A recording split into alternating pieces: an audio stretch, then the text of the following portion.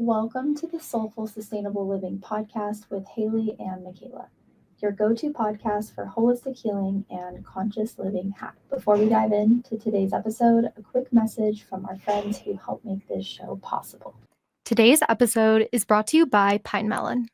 Have you ever craved fresh, local produce from the farmer's market delivered straight to your door? Then you need to check out Pine Melon. Pine Melon is the easiest way to get high-quality, locally sourced food delivered right to your door all year long. They connect you with peak season fruits and veggies, artisan breads and cheeses, delicious local meats, and so much more. I have found so many of my go-to groceries and favorite foods, all from the local farmers, bakeries, and businesses here in Colorado. We also love that they use sustainable packaging, donate unsold food to local charities, and focus on supporting Colorado's vibrant agricultural community. Right now, our listeners can get $40 off their first order of $35 or more by using the link in the show notes. That's right, $40 off your first locally sourced grocery order with Pine Melon. Just click the link in the show notes to shop. Now back to the episode. Today, we are welcoming April Thompson with Vitalize Wellness Services to the podcast. April is a licensed mental health therapist specializing in integrating nature into her sessions. She is also passionate about non-toxic living, which we love, and is expanding her business to also offer corporate wellness and business coaching. We can't wait to learn more about her take on mental health, so please welcome April to the podcast. Thank you so much. Awesome, April. So let's start with just telling our listeners more about what you do, your offerings, and what separates you in your market. Yeah, so within the last year, it's probably been the slowest year I've had since I've started my practice, which is weird because everyone needs mental health. But so I'm a mental health therapist. I work with kids, teen girls, parents, young adult women, post-divorce support. But something new that I'm trying to merge into, and I just rebranded my name, is business coaching. So just going into businesses and teaching them how to bring more wellness into their space with their employees. And that can include mental, physical, and relational. Wow. That's really deep work because not very many employers take into account their employees' wellness at large, and especially their mental health. And it's a trickle up, trickle down, right? If the employees are happy and they are focused on their well-being, the company's going to profit and benefit from that. Right. Yeah, such an important conversation, especially in the corporate space. When I was in advertising, I worked for a firm and they were kind of leading the way, but we got one mental health day per month, which was paid, which was very nice benefit to have. And I feel like more people who are on a corporate level understanding the need for things like that, or bringing in specialists like you to help educate and advocate for people in the workspace is really needed. So I love that you're focused on that. And now we know as well, just from getting to connect with you in and out of the studio, that one of the things you're passionate about in your practice is incorporating nature into your sessions. Can you tell us a little bit about how you found your niche in the mental health space in regards to incorporating nature?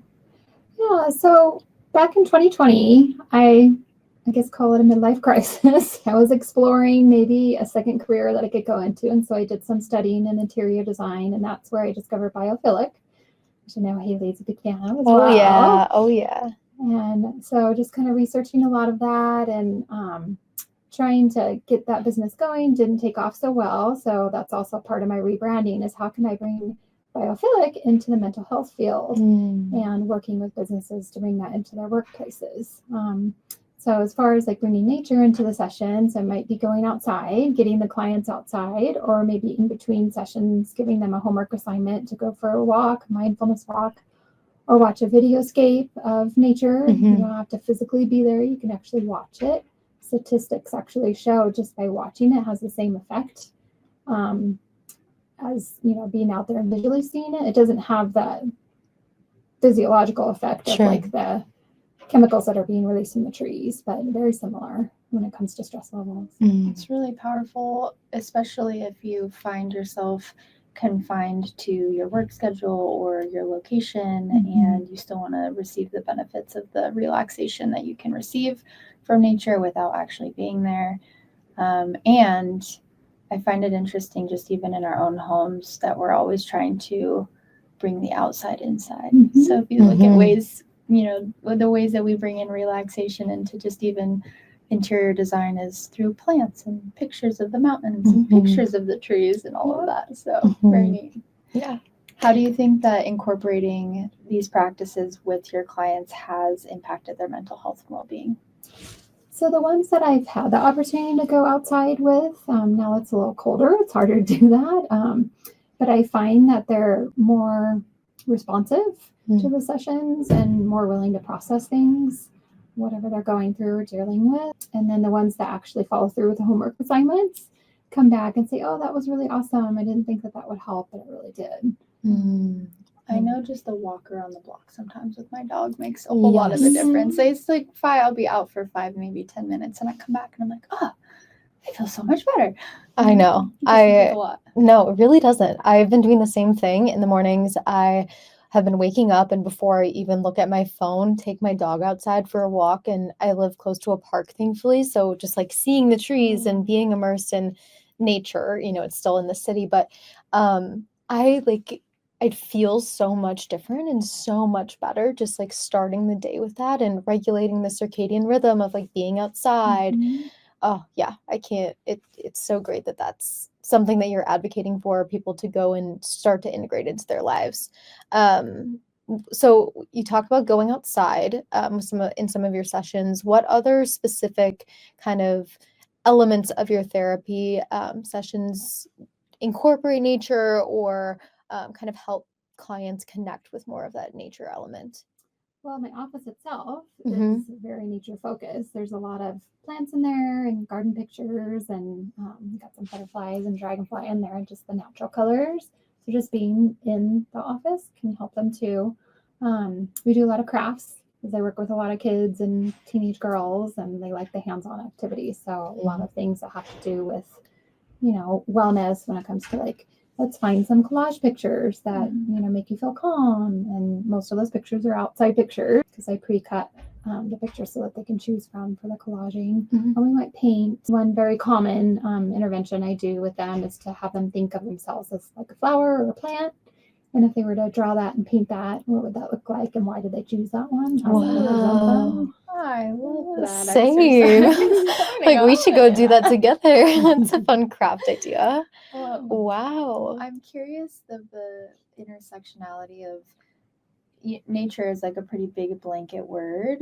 So when you have clients, when you have young kids or teenage girls come in, how does that conversation start? Is it usually from like an anxious state to a let's find resources for calm and then nature comes into question? Or is it just a educational bit of wellness at large?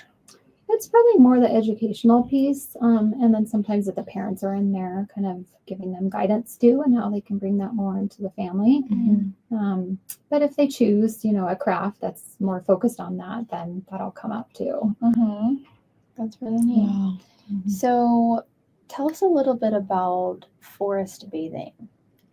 Can you tell our listeners what it is, why it works? Yes. So I'm a super big fan of it. You can also call it garden bathing. It doesn't have to be a forest. It can be garden too, same benefits. But it started in Japan. Shinrin Yoku is the original name of it in Japanese. And it just means getting out into nature in the forest and around the trees. And like I was saying a little bit ago, there's actually chemicals the trees release and the plants release that reduces the stress levels in your body and increases the blood cells that help with immunities. And they've done a lot of research on this in the last decade, and it's pretty fascinating. So it's just getting outside. It could be 5 minutes, 10 minutes. If you can make it longer, great. Doesn't have to be all day, but I know especially the Japanese love to be in the forest all day long. So. It's interesting. This just brings to mind, I got to spend time in Bali at the beginning of last year. I hosted a yoga retreat and it was, it's beautiful. It actually had been the first time that I'd done that traveled that far, but also to explore Eastern culture at large. And one of the really cool things about the way they set up their homes is they have kind of like a compound, and instead of just one big house with all the rooms, you're either inside or you're outside. they incorporate this courtyard aesthetic to where to get to the bedrooms, you know, from the kitchen, you have to like walk outside through the courtyard, vice versa. Like to Love get, yeah, that. they have all these different spots in their home, but the rooms are separated by having to literally walk outside, and then their courtyards are beautiful. There's flowers and greenery, and Mhm. they just kind of allow nature to like mesh itself into their houses. Uh-huh. And it's because there they don't have to take 10 minutes to go forest bathe. They can just go about their day, but because it's a Right. part of Yeah. their day. And so it's just it was one thing I noticed about here. We have to be a lot more intentional about taking the time to be outside, because if you don't, we don't really have that type of architecture. That type of activity is not really built into our day unless we build it into our day. Profound impact on their mental health, I'm sure, that they might not even realize. Totally. Yeah. I feel like this indoor outdoor living, even like the communal spaces, Makayla and I have talked so much about, like, we're just so passionate about that. And also, like, how lucky are we to be here in Colorado, where driving to the mountains is like 30 minutes away from Denver. It's so awesome. And like you're saying, it is still something that is so mindful that we need to integrate, and can be overwhelming when you have a busy schedule.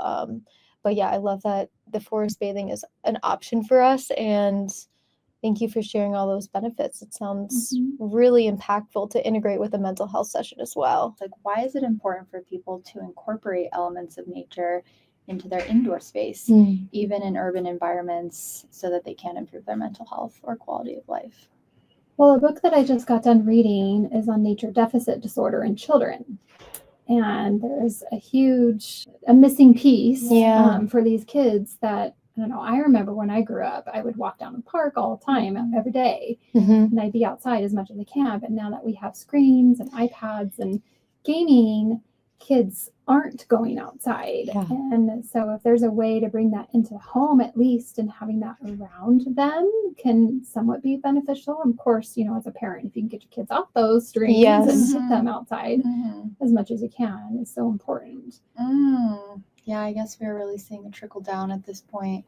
Just out of curiosity, in your experience, both personal and professional, is it the technology that's creating such a like disconnect between ourselves and our outside world? What do you see as being some of those barriers to kids or families prioritizing that? It's a tough one. I mean, it's a complicated one. Myself as a parent, I struggle with this every day with my kids. In fact, I even told my 9-year-old last night, I'm like, I have a challenge for you. If you can go the next 2 weeks that when you're with me and not use your screens, you know, let's reward you with something. He's like, oh, what am I get, Mommy? I'm like, more toys. I want you to play with toys. Not your devices, and let's get outside when we can. But it's been cold. But I know there's also a communication issue too, like the kids that are on their phones all the time and texting instead of having an actual face-to-face conversation. Like they're not learning those like social impacting skills. Yes, totally. Disconnected from external world at large, so including relationships with others and nature, and definitely hindered by screen time. And it's a full circle thing, right? It's not just one thing, like you said. It's a pretty complicated situation where if the parents are busy or the family doesn't prioritize. I would even say recess in schools has been cut super short. Talked about that in the book too. I remember having almost like an hour outside when I was younger. I'm fairly certain lunch was almost an hour and recess was almost an hour. And now they give kids like 20 minutes to eat and like 15 minutes outside, and then they're back in the classroom. And a lot of the classrooms in schools are stale. Like I took a tour of one. Some of them don't have windows. And that was the reason why I said, nope, I'm not going to bring my child here. Or just like artificial lighting that's shining down and fluorescent. And like children, from my understanding, are, I mean, no one's really supposed to sit in a desk for 8 hours a day, especially children who are learning through all these different tactile experiences. And how crazy that we're in this world that thinks that the best thing to do is sit them in a desk without that outside exposure. So tell us more about the book. What were the outcomes of the book kind of or did they give solutions, I guess, for us going forward on how to integrate children back into the nature spaces? Well, some of the solutions we've already mentioned, having longer recesses, making sure that recess is available, and encouraging the kids to think more about things that are outside and bringing that into their learning experience, going for walks and, what do you see outside? And you're learning about geology, we'll go outside and actually look at the rocks and learn it that way, go on field trips. But I don't know if it's a cost issue or just a poor habit now, but I don't recall my kids going on field trips at all in the last couple of years. Wow. Unfortunately. And what's the impact on children now that they are getting this lower exposure to nature? Physiological effects, the stress level, there's sickness. I don't have a list in front of me, but there's all kinds of things. And and this is for adults too, who are stuck in a corporate building all day long and not getting outside and not getting that sunshine. It's just so beneficial to our bodies, that vitamin D, and there's other things outside that we can't get when we're stuck in a stale building. Yeah. Reconnecting to mental health in general. You've been in the industry for close to a decade or more, correct? Since I got my master's in 2002. Okay. Yeah. So Okay. So it's super, since 2002, I know statistically mental health is on the rise. Yes. Coupled with many, socioeconomic and events as just really life has progressed. Then we come with the pandemic, and that added in a slew of other mental health crises. And I find it interesting that sometimes it's just a matter of connecting people back with the tools that we have always had access to. It's not necessarily giving them a pill or giving them a prescription for something, but rather reminding them to seek what they're looking for by just going outside.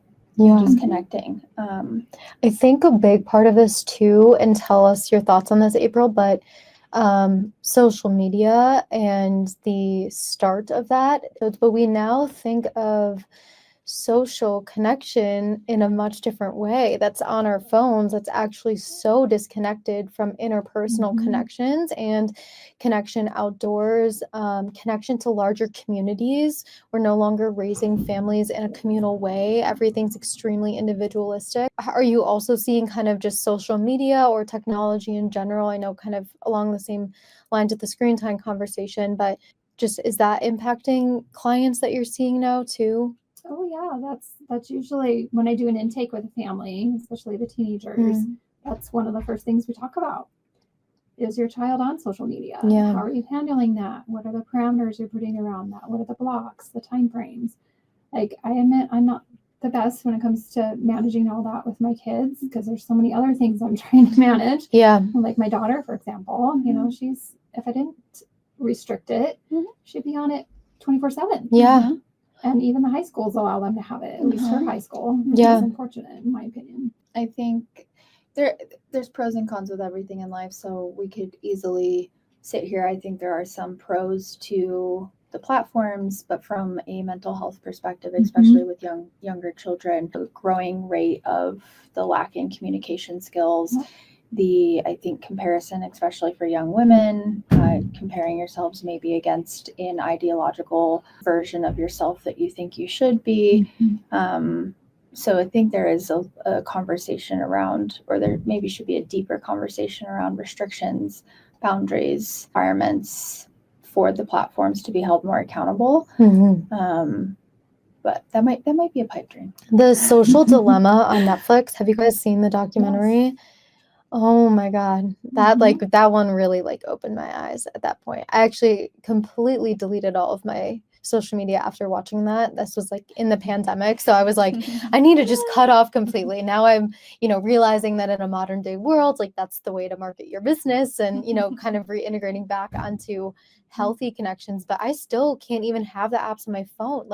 The way that these algorithms are designed is to constantly be hitting you with Yeah. that easy dopamine Yeah. to keep you on the app. And it's not even our fault that we can't get off or that it is addicting. It's the way that it's designed, and we are the product for the social media companies. So yeah, it's a really, like you're saying, it's a hard conversation to find the balance when, business wise, like I said, it's the way you have to go. But how does it affect you? How does it affect the people who are watching it? It's big conversation. And I know we've talked a lot about how it's affecting the girls, which seems to be more awareness, but people don't always talk about how it's affecting the boys. So like my 14-year-old can't get off that YouTube unless I literally take his phone from him. It's just scroll next video, next video, and then it changes his attitude.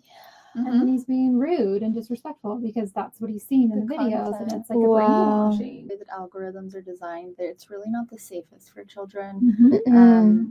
I've seen young kids who maybe don't have the monitoring, or maybe their household has different rules around social media and they have a little more access. The platform like TikTok, for example, they could swipe up on one video and then receive videos of similar content that might be completely inappropriate for that age group. So definitely a conversation to be had around what we could do, and maybe just even from a mental health perspective, how we can protect our children, which trickles up to what are the parents doing to protect themselves first and foremost. Do you have like a recommendation for boundaries setting for either parents for their children, or even, for people like us who don't have kids yet that we could implement for ourselves? I'm like asking for a friend here.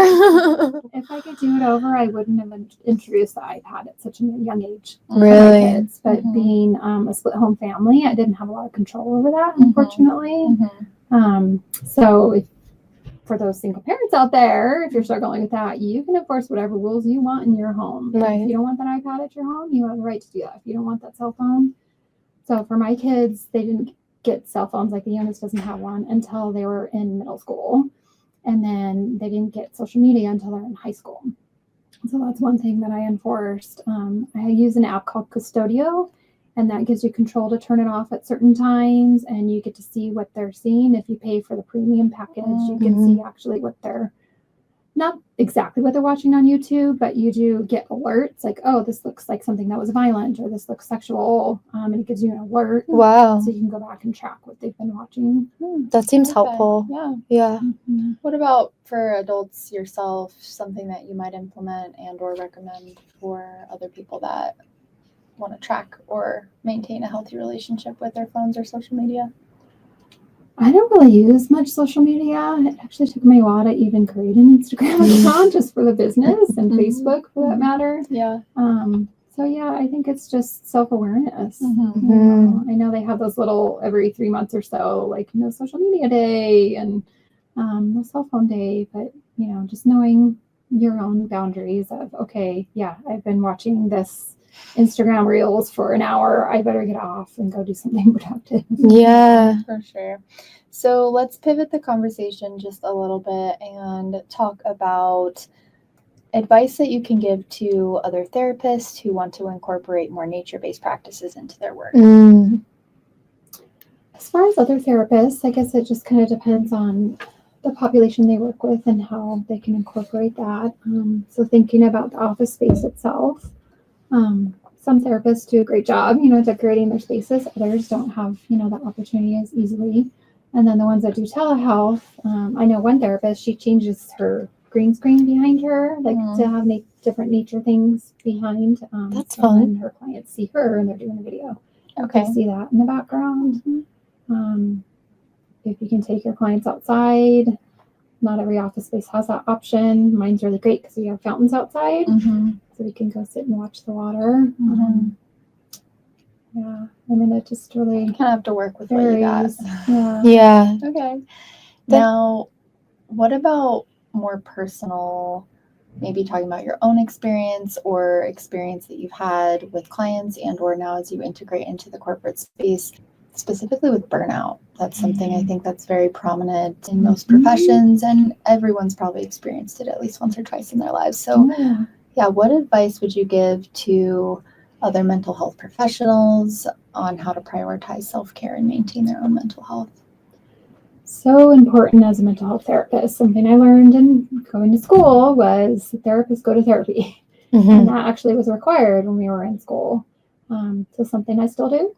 And I love my therapist. And it's been really helpful just to kind of keep an awareness of where my personal stuff's getting in the way and where the client stuff is getting in the way of me. So having that established and that awareness established. And then there's a term called vicarious trauma, where you're taking on your client's trauma and personalizing that in your body.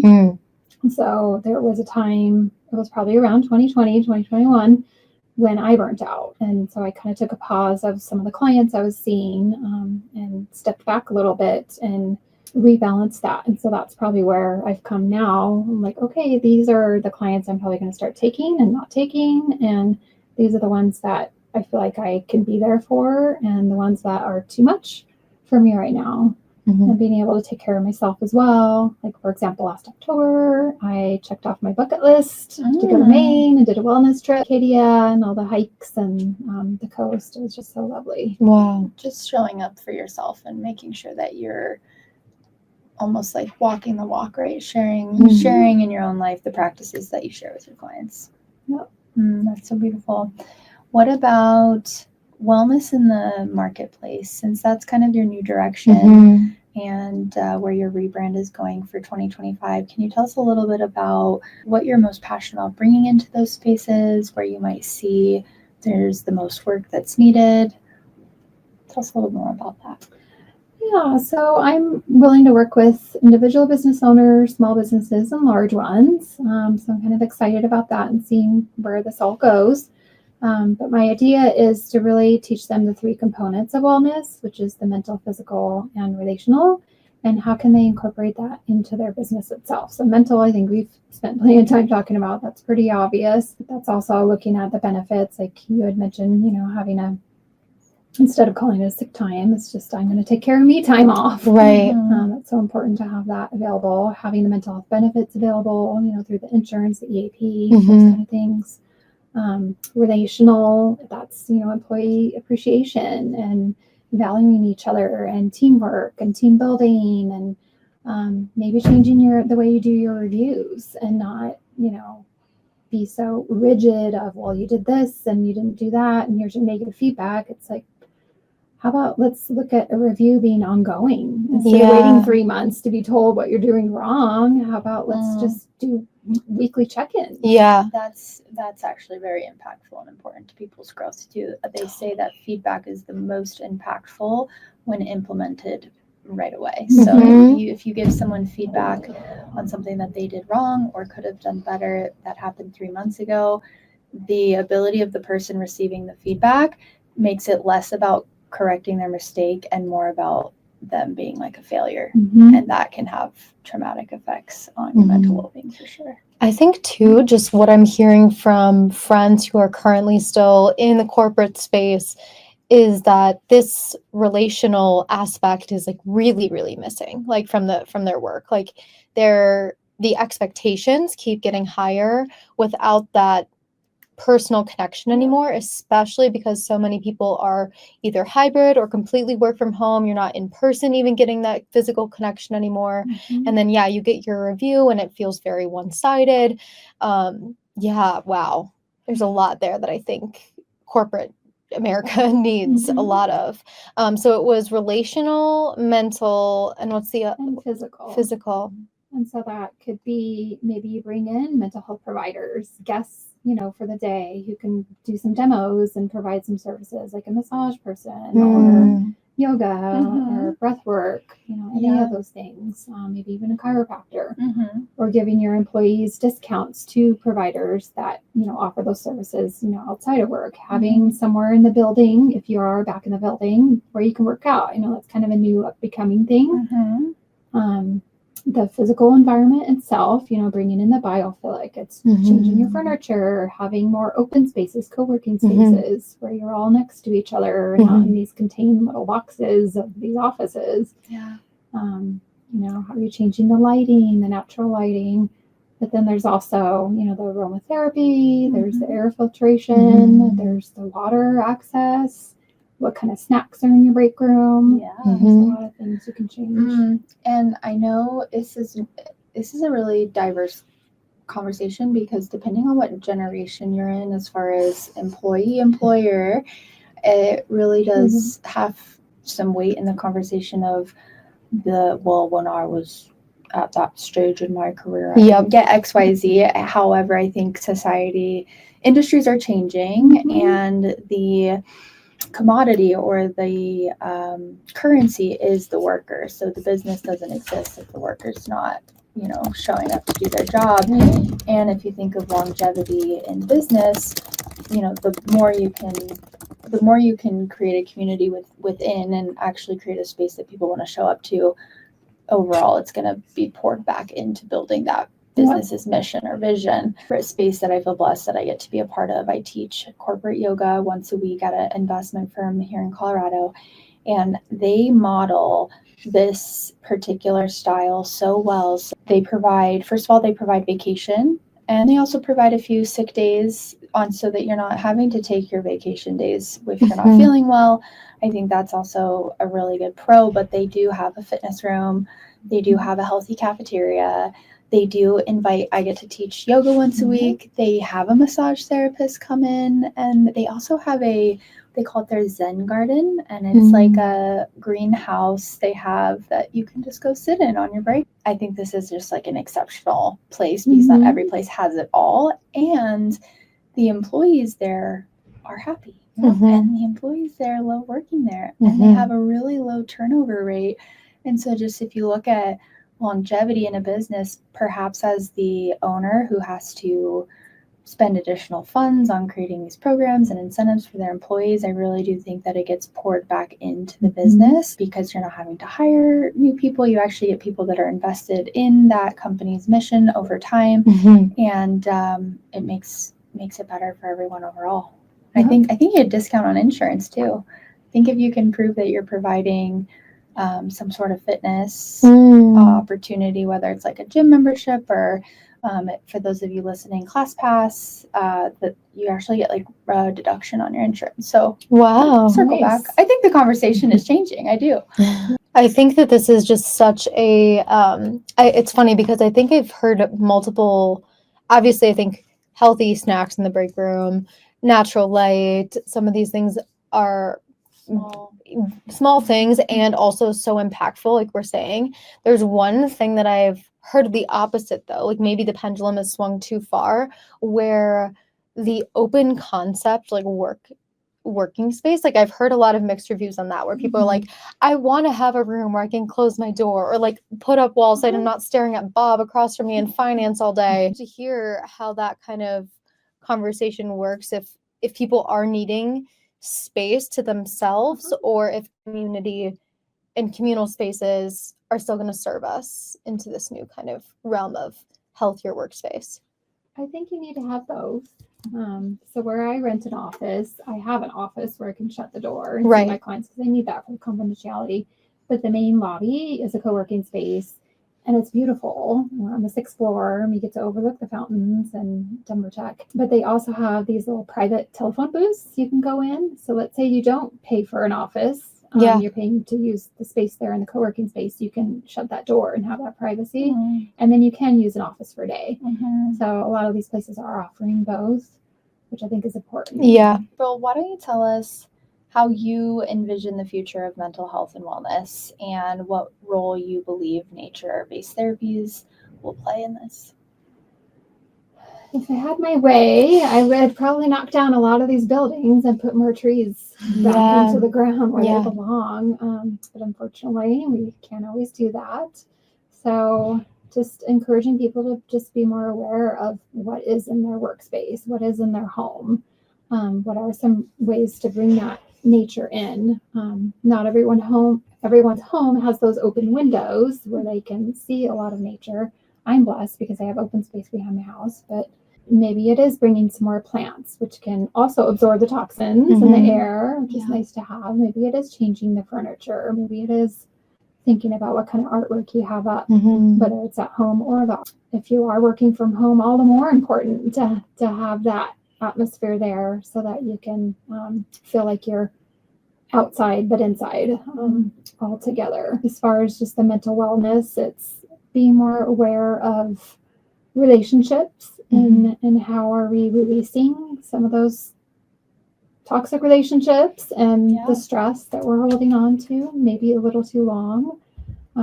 What are some ways to take care of ourselves? Makayla, you do yoga, so that's a wonderful resource. There's other things that you can do as well to take care of your wellness. I think it's worth mentioning too, just on that note, that it doesn't have to be something big, right? It's a 5-minute walk will do. We can start with a 5-minute walk.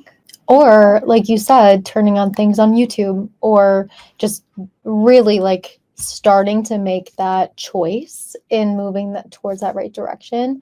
I mean, the fact that you're saying the subconscious mind, other than the physical aspects, but the subconscious mind will not understand the difference between when you're in nature and when you're watching a video of nature, I think is such great evidence for us to start. I just hear no excuses. Yeah. With that. Really though, right? Like if you're wanting to make this change, take that action. It's like when you were saying with the what can we do for our phones? It's like, well, if you can just become aware that you just spend 60 minutes scrolling, you should probably start there and start doing something else. I always just love being reminded that when we think something is something, like we're seeking this big answer, that it's sometimes something small and totally in our control.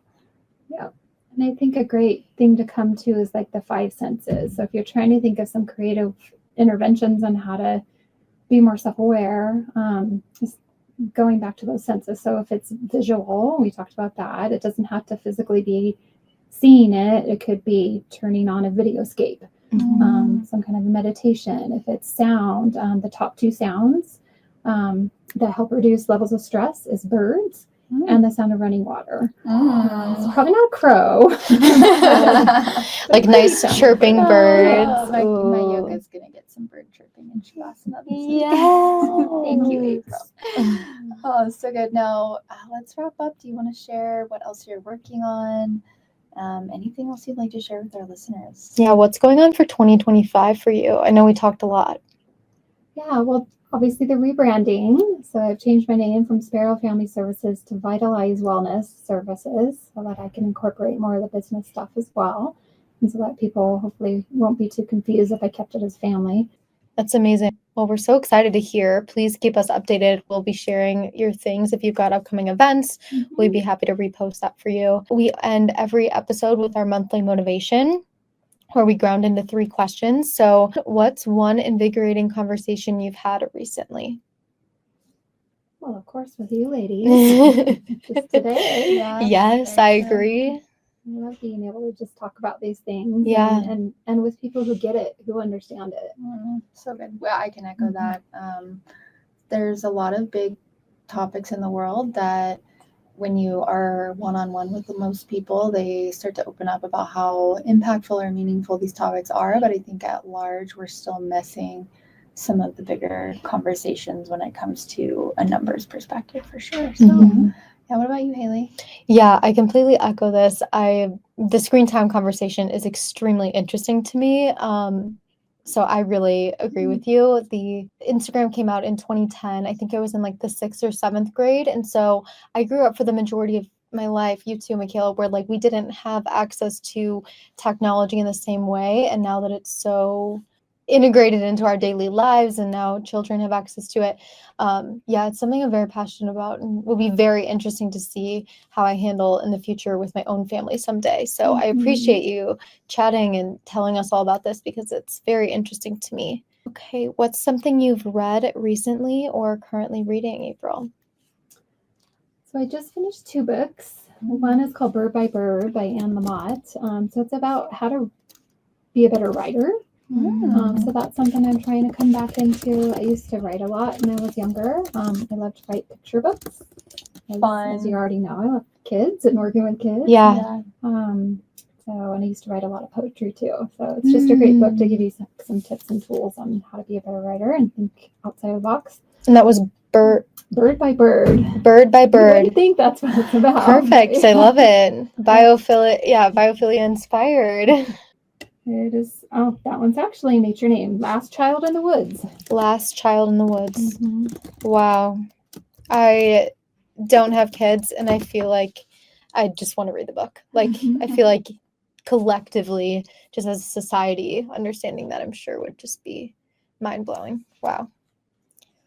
So good. Makayla. Yeah. I am rereading right now currently. I just finished a book, but I'll tell you about this re-inspiration. Sometimes I love going back and revisiting books when I have a conversation that inspires me or that reminds me of that topic. So I was with a fellow colleague, a fellow coach of mine, and we were just talking about transformation and change, and he brought up a tool, a practice called alchemization, and I reminded myself of the book called The Alchemist, which is so It's good. one of my favorites. Yeah, it's such a classic, and it's also written in like story format, so it's a little bit of personal growth, a little bit of spirituality, but also just it's delivered in a really fun way. So I am just about wrapped up with a reread. It's called The Alchemist by Paulo Coelho. Yeah, Paulo Coelho, and that's a really good one. Short read and lots and lots of good nuggets. What about you, Haley?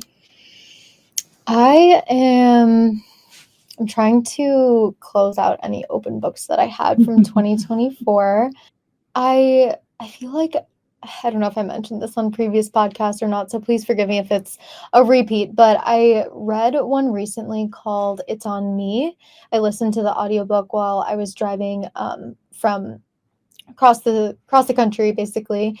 It's from the millennial therapist, Sara Kuburic, I believe her name is, and she talks a lot about just reclaiming your power in your mental health and taking back basically your power after losing yourself. So I thought it was a really interesting story. I know it's not a book. I'm just going to mention it anyway, though. I read or listened to the most inspiring podcast recently. It's on a podcast called Almost 30 with Krista Williams and Lindsay Simsick. I love it's basically health, wellness, spirituality podcast for anyone going through change in their life. So whether you're late 20s going into 30s or just any time in your life, highly recommend. But they talked about it's this book called Too Much.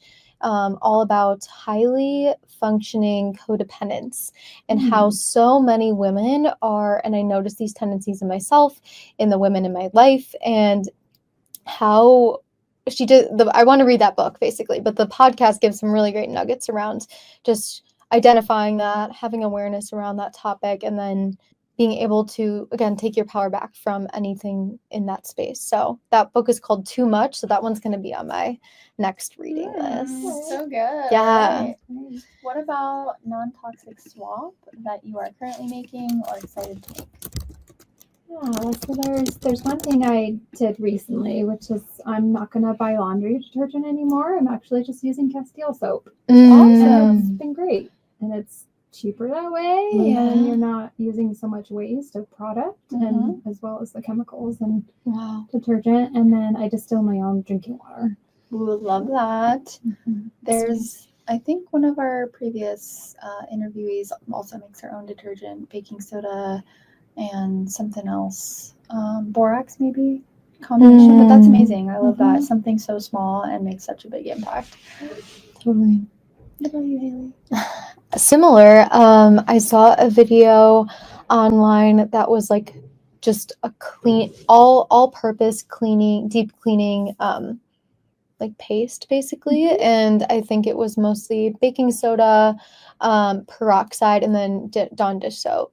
Have you used it? I've seen that one. Yeah, okay, you've seen it. So I feel like, I don't know if you guys feel the same way, but some of the natural like spray cleaners, I feel like don't do enough, or like it just doesn't feel like I'm getting things cleaned, especially when it comes to like areas in the kitchen or the bathroom where I want it to really feel clean. So I'm going to try implementing that as like a non-toxic or lower toxic cleaning solution, and I'll have to report back. Well, I made a similar.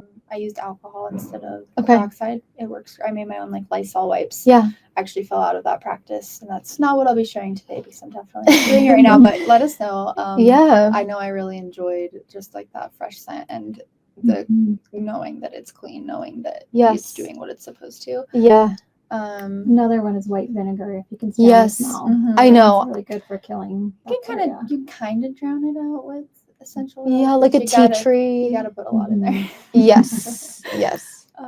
Okay, I actually just swapped out my sugar scrubs for my body in my shower, and if you're someone in my life that I love, you got one too. But it's like a super, super simple, all natural coconut oil based sugar scrub for your body. There's, the ones that you get in the store do have a lot of perfumes and other things that might not be supportive to your skin. So I have absolutely loved it ever since. I was one of the lucky ones to be gifted this, so I'll have to report back. And Yeah. I love anything that's homemade when it comes to Yeah. things that goes on the skin. Because the fragrance, I think like I don't want to say the wrong thing, but I believe phthalates is one of the biggest thing in those, and that can really relate to endocrine disruption in the body. So yeah, wow, some lovely things that we're working on.